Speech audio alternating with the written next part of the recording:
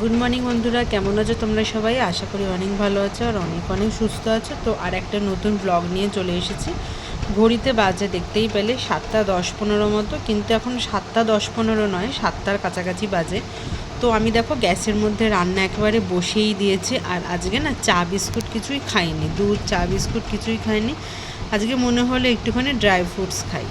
তো ড্রাই ফ্রুটসের মধ্যে এখানে ছিল দেখো কাজু বাদাম ছিল, কিশমিশ ছিল, একটু আমন্ড বাদাম ছিল আর একটুখানি খেজুর ছিল।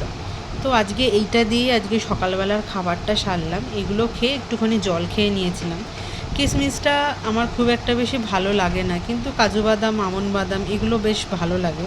তো আজকে একটুখানি ড্রাই ফ্রুটস খেলাম, দেখলাম যে কেমন লাগে না লাগে। আর এখানে দেখো 1 বোতল জল নিয়েছি। পুরো বোতলের জলটা হয়তো খেতে পারবো না, যেটুখানি খাওয়ার সেটুখানি খেয়ে নেবো। তো ওদিকে বন্ধুরা দুটো গ্যাসে রান্না বসিয়ে দিয়েছি। একটা গ্যাসে একটুখানি ঘুগনি সেদ্ধ করে নিয়েছিলাম। এই দেখো ঘুগনিটা মোটামুটি মানে একদম নরমও হয়নি, একদম পুরো শক্ত হয়ে যায়নি। আর এখানে পেঁয়াজ কেটে রেখেছি, আর এখানে মুসুর ডালটা সেদ্ধ বসাবো।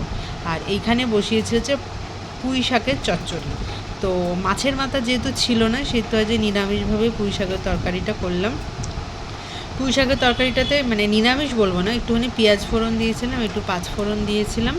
আর সবজির মধ্যে দিয়েছিলাম হচ্ছে আলু, বেগুন আর হচ্ছে কুমড়ো দিয়েছিলাম। একটুখানি ভাজা ভাজা হয়ে যাওয়ার পরে দেখো ভালোই ভাজা ভাজা হয়ে গেছে, তারপরে আমি শাকটাকে দিয়ে দিয়েছি। এরপর একের পর এক কাজ করবো। এখানে দেখো আটা ময়দাও বার করে রেখেছি, আটা ময়দাও মাখবো। সকালের টাইমটা না প্রচণ্ড পরিমাণে ব্যস্ত থাকা হয়। আর এখানে মানে চালও বার করে নিয়েছি, যে কোনটা আগে করব সেটাই বুঝতে পারছি না। আর দেখো ঘুগনির মটর কিছু কিছু একদম গলে গেছে, আবার কিছু কিছু একটু একটু মতো শক্ত আছে। তো যাই হোক, আর আমি সিটি মারলাম না, তার কারণ দেরিও হয়ে যাবে। আর যদি সবই গলে যায়, এরকম বেশ একটুখানি শক্ত শক্ত একটু নরম নরম থাকতেই বেশ ভালো লাগে। তো ওদিকে কথা বলতে বলতে দেখো আমার রান্নাবান্নাও কমপ্লিট হয়ে গেছে। আর গ্যাসটাকেও এখানে আমি ভালো করে ক্লিন করে নিয়েছি। মানে সকালবেলার দিকটা এতটা পরিমাণে বিজি থাকি যে সমস্ত অংশের ভিডিও ক্লিপ করা কিছুতেই আমার হয় না। তো দেখো এখানে রান্নাবান্নাগুলো তোমাদের একটু এক ঝলক দেখিয়ে দিই। এখানে দেখো তোমাদের দাদাভাইকে টিফিনে দিয়ে দিয়েছি ঘুগনি, আর নিয়েও গেছে ঘুগনি, মানে টিফিনে ঘুগনি দিয়েছি প্লাস খেয়েও গেছে ঘুগনি। আর এখানে ভাত করে নিয়েছে। আর যে ঘুগনিটা দেখতে পাচ্ছ ওটা মেয়ের জন্য। আমার মেয়ে না আবার ডাল জাতীয় জিনিস খেতে খুব ভালোবাসে। এখানে আমার দুটো রুটি আর মেয়ের দুটো রুটি এখানে রেখে দিয়েছি। আর এখানে ডিম ভাজাগুলো ভেজে নিয়েছি ভালো করে করে। এগুলো করতে করতে না একটু সময় লাগে। আর এখানে টমেটো দিয়ে ধনে পাতা দিয়ে একটু মুসুরির ডাল করেছি। তো মুসুরির ডালের সাথে ডিম ভাজা দিয়ে আর পুঁই শাকের তরকারিটা দিয়ে জাস্ট জমে যাবে। আর কি চাই বলো? তো এখানে এই সমস্ত রান্নাগুলো তোমাদের সাথে শেয়ার করে নিলাম। আর বেশি রান্না করতে চাই না, কেন বলো তো? তার কারণ মেয়ের তো আবার স্কুল আছে, ওকে আবার স্কুলে নিয়ে যেতে হবে, আবার নিয়েও আসতে হবে।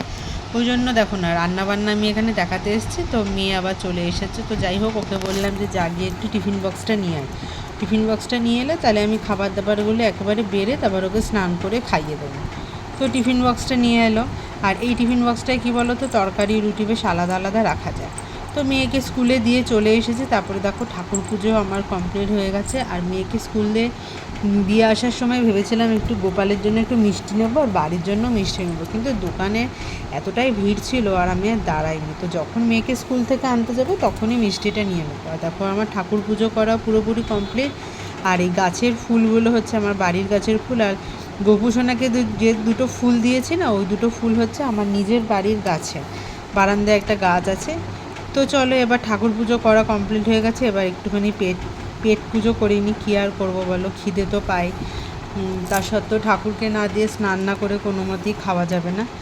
আর এই যে মেয়ের জন্য না টিফিনটা যে করেছিলাম, তো মা আজকে আবার ওকে একটুখানি মানে পাস্তা করে দিয়েছিলো, ওই জন্য টিফিনটা ওকে আর দিইনি। স্কুল থেকে যখন আসবে তখনই ওকে এই টিফিনটা দিয়ে দেবো গরম করে, মানে রুটির সাথে ঘুগনি করলাম তো খেতে খুবই ভালোবাসে, তখনই দিয়ে দেবো। এরপরে দেখো না গামলার মধ্যে যে কিছু কিছু বাসন আমি রেখে দিয়েছিলাম মেজে, সেগুলোকে একটু সরিয়ে সরিয়ে নেবো, কারণ খাবার পরেও আবার বাসন হবে। তো এতগুলো বাসন আর কী করে করবো। আর এই দেখো টিফিন বক্সটা থেকে মেয়ের খাবারটা ঢুকিয়ে রেখে দিয়েছে অন্য জায়গায়, কারণ মা যেহেতু খাবার দিয়েছে, পাস্তা দিয়েছে, তো ওই জন্য বাবা এসে বললো যে মা পাস্তা দিয়েছে, পাস্তাটা ওকে দিয়ে দে, আর যখন স্কুল থেকে আসবে তখন বরং এই রুটি আর এটা খেয়ে নেবে। তো যাই হোক, যেইটুখানি পারলাম সেইটুখানি ভিডিও ক্লিপ তোমাদের সাথে শেয়ার করলাম। এতটা তাড়াহুড়ো থাকে না সত্যি প্রতিটা অংশ ভিডিও ক্লিপ করা হয় না, মানে এতটাই পরিমাণে তার মেয়েকে পড়ানো, স্নান করানো, খাওয়ানো থেকে শুরু করে সব। তো আজকে ভ্লগ ভিডিওটা কেমন লাগলো অবশ্যই তোমরা কমেন্ট করে জানাবে, আর আশা করছি নিত্যদিনে পুরোটাই অংশ তোমাদের সাথে শেয়ার করতে পারবো। তো আজকের মতো টাটা।